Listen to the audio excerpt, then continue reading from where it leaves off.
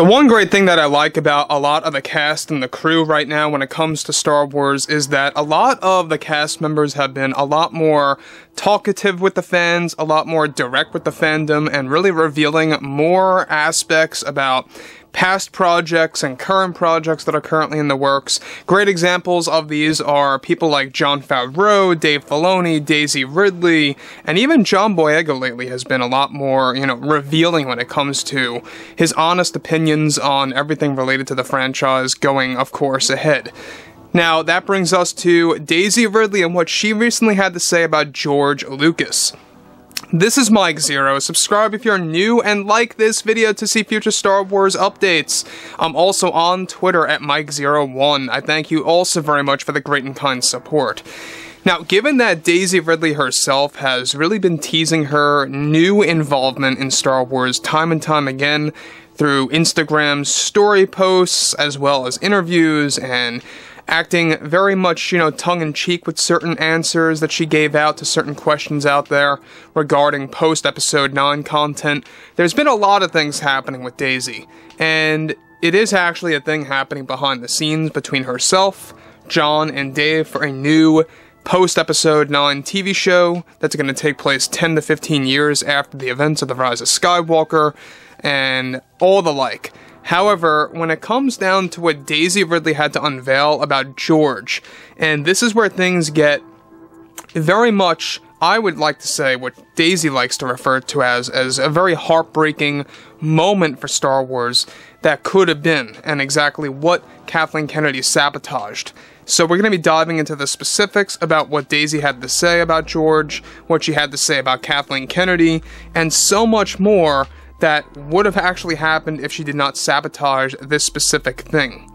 So, on top of all of this, alright, with, of course, actress Daisy Ridley now full into communicating with the fans directly about her experiences related to Star Wars, she recently unveiled a very specific story about George Lucas that may come across as a big shock to the fandom that was sabotaged by Kathleen Kennedy. Daisy Ridley in a recent interview went on to state the following: "When I was working on the sequels, there was a big thing that George Lucas was trying to convince Disney and Lucasfilm at the time to put together for the entire trilogy. Part of his pitch was to make it out that Snoke was going to be Darth Plagueis in secret, and that this was a George-driven idea that JJ surprisingly wanted to follow up on, since JJ knew this would have created something special for the prequel trilogy connections. I can confirm that this was in the cards all because of Lucas, but Kennedy did not allow this to move ahead, and steps ahead, mainly due to the fear of the sequels falling into the same footsteps as the prequels did with many upset fans. Kennedy specifically instructed JJ to leave the prequel references to a bare minimum and to ignore any of George's requests. It was heartbreaking for George Lucas because this is a kind of twist that he wanted to make happen the first or the second film of the sequels, and that we were very close to making this a reality for the community." Now let me just pause here quick about what Daisy is saying here. Now, you guys may very well recall way back when, I would say around 2013, give or take, maybe a little bit later than that, when when of course, we had JJ and of course Kasdan talking with each other, and how Michael Arndt was involved before them. Michael Arndt was going to do something very special with The Force Awakens, holding a lot of connections to the prequels, and Coruscant being a big focus, and all these beloved aspects of Star Wars coming back. And so how George later came on board when JJ got hired for The Force Awakens as the main writer, basically what happened was that George wanted to create a big link between the sequels and the prequels, and a lot of that had to do with this new villain Snoke being Plagueis in secret. Now, it wasn't necessarily going to be unveiled in Episode 7, but it was going to be a thing in the first film, in their minds, in secret, that would eventually be unveiled in the second or third film. So Daisy putting it out there that this was in the cards, that Plagueis was supposed to be Snoke or vice versa.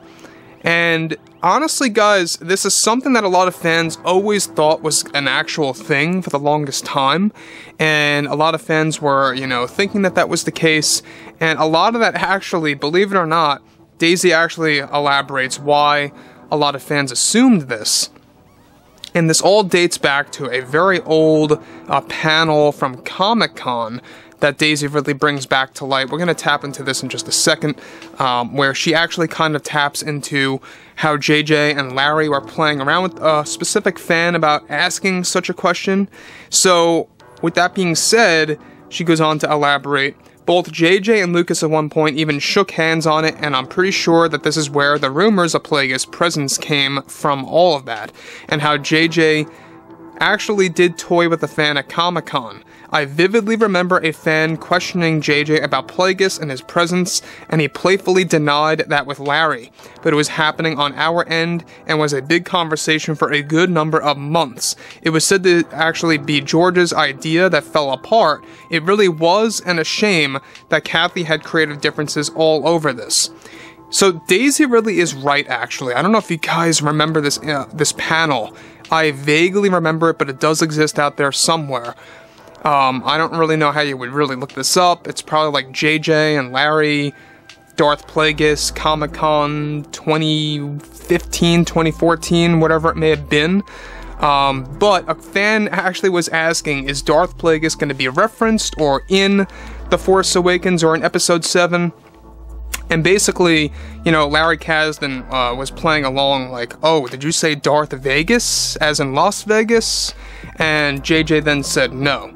And they were just kind of playing around with the fan. So that's definitely what Daisy was alluding to there, and how that was actually right around the time when George was actually shaking hands with JJ on the whole plan to make Plagueis as Snoke, or Snoke as Plagueis, whatever have you. So this would have really kind of brought things full circle, right? I think that this is the way that they should have gone. It really was an idea that was canceled very early on, by the way, guys. Basically, what they could have really made out of this is that this could have really, literally just expanded the legacy and the mythology of the Sith, a lot more about what they're capable of. It would have definitely made that moment in Revenge of the Sith, where Palpatine's telling Anakin about Plagueis, a lot more meaningful. You know, about how he's able to create life and stuff around those lines, and the twist would be that he actually survived. So that would have been more powerful of a twist than what we got in The Force Awakens of Han Solo dying, or the other twist in The Last Jedi of Luke being a Force projection, or the other twist in The Rise of Skywalker that Palpatine really survived. You know, all these different twists, or that Rey was really a Palpatine, stuff like that, it really did not come off as a big of a shocker to a lot of fans. So overall, you know, let me know what you guys have to say about Daisy Ridley and what she had to say about George and JJ's initial acceptance of making Snoke Plagueis, basically, and how you feel about that falling apart by Kathleen Kennedy. Fill me in below in the comments, and if you guys did enjoy the content for today, make sure to drop a thumbs up on this video to support the channel. I thank you all so very much for the kind support, and I'll catch you guys next time.